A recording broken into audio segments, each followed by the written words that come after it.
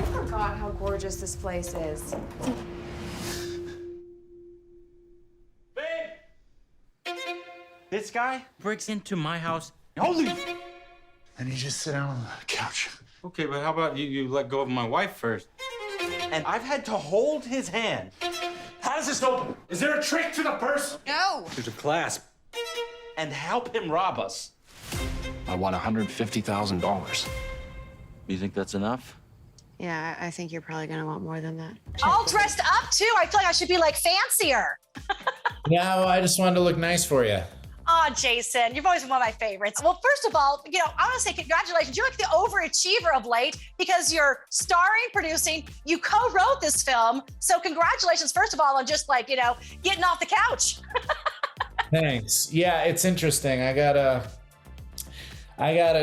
brain that won't let me rest all that much, and sometimes it's a great friend. Other times a real pain in the ass. This is like a great character study, a lesson in karma, tied in with this awesome thriller.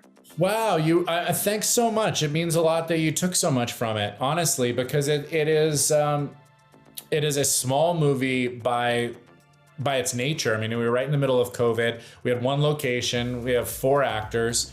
And it's almost like theater, but we really tried to make the most out of all of it. But why me? I owe you something, right? You owe a debt to a hell of a lot more people than just me. We're so used to seeing you as, this lovable good guy, which it doesn't mean you're not the good guy in this, but you are much more complicated, may I say. Well, you know what? I think that one of my secret superpowers, acting-wise, is people seem to identify with me. They're like, that's me in this story. And so I think it is interesting to use that sort of relationship with an audience to say, well, what if it was you in a more desperate situation? Yep. What if it was you if you did something that you regret, Let me ask you, being from Las Vegas and the title of this movie, Windfall, what has been the biggest windfall, not financially, but the biggest windfall in your career? I think that, meeting Judd Apatow when I was 18 years old and doing Freaks and Geeks is probably where I've had a few. Listen, I've been really lucky.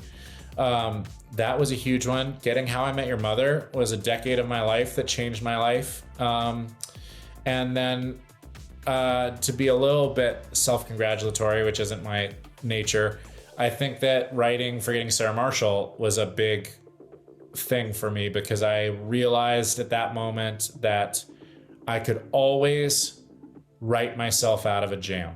And it was going to be really hard to kick me off the wheel because if I can write something good enough, I can get it made. You need to get close to him. Hey, do whatever it takes. That's it. Your life is picture perfect. Picture perfect. Nothing feels fair. You have everything and I have nothing. How are you guys doing?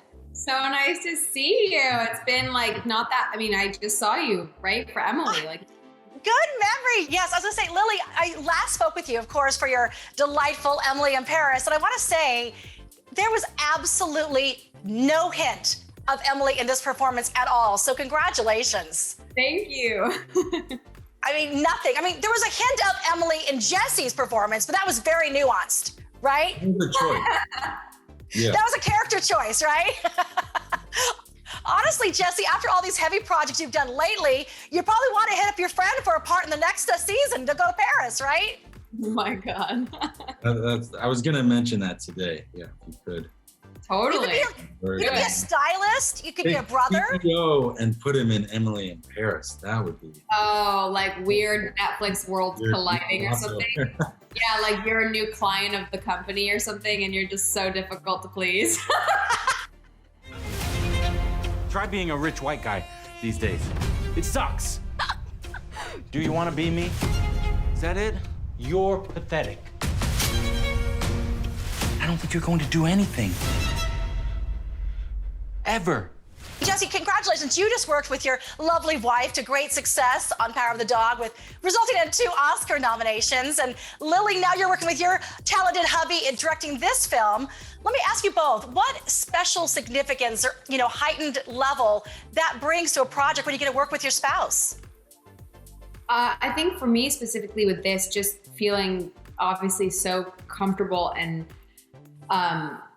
vulnerable with Charlie as the director in a movie that was so intimate already, and there's such an emotional roller coaster that we all go all through, but specifically for me as wife, knowing that he's always there to support and have my back and challenge me in the best ways. And Jesse, obviously it results in, Oscar nominations. You better just do this over and over, right?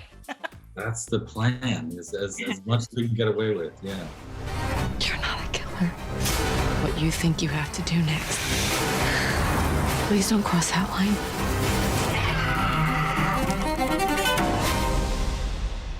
It's gonna be a long night.